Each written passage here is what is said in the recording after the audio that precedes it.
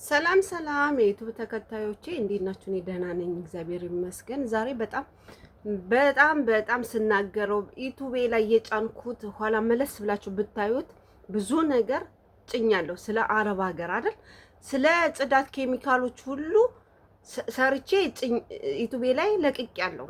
ግን ብዙዎቻችሁ ስለማታዩት ነው እንጂ ለቅቄያለሁ። እኔ ቤት ራሴ እኔ ጋር የምሰራዋ ልጅ ማለት ነው ራሴ እኔ አጠገብ ምሰራዋ ገባችሁ? ዲቶልና ፍሊት ለይታችሁ የማታውቁ ልጆች አላችሁ። ዲቶል ምንድነው? ፍሊት ምንድነው? ኬሚካሎች ለምን እንደሚጠቅሙ እንኳን የማታውቁ ልጆች አላችሁ። ገባችሁ? ስለዚህ ሙቀቱ ስለዚህ እባካችሁን ኬሚካሎች ስትጠቀሙ ተጠንቅቃችሁ ተጠቀሙ። በእውነት ነው የምነግራችሁ እንዴ አንዳንድ ኬሚካሎች እንደ ክሎሮክስ እንደ ዲቶል ፍለሽ አይነቶች ደረትና አፍነው የሚይዙ እንዴ የምንናገረው እኮ ትምህርት መሰለኝ። ከኋላ እየገባችሁ ሰብስክራይብ እያደረጋችሁ እዩት፣ ይደርሳችኋል።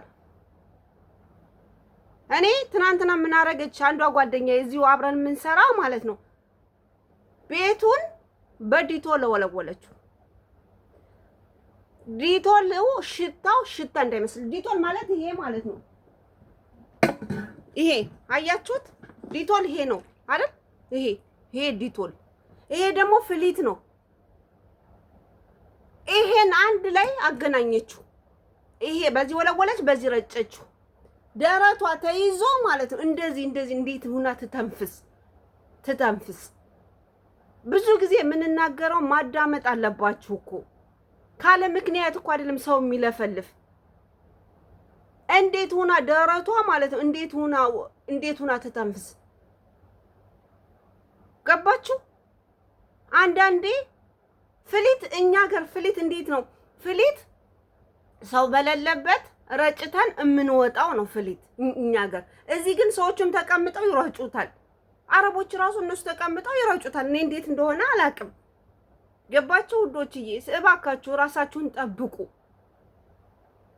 በዲቶል ወለወለች፣ ፍሊቱን ላይ ያረገች። ከዛ በኋላ እንዴት ሆኖ ደረቷ ይከፈት፣ እንዴት ደረቷን ይዞ ተመለስ ነው ደረቷን ይዟት። እና ጥንቃቄ አድርጉ ውዶቼ።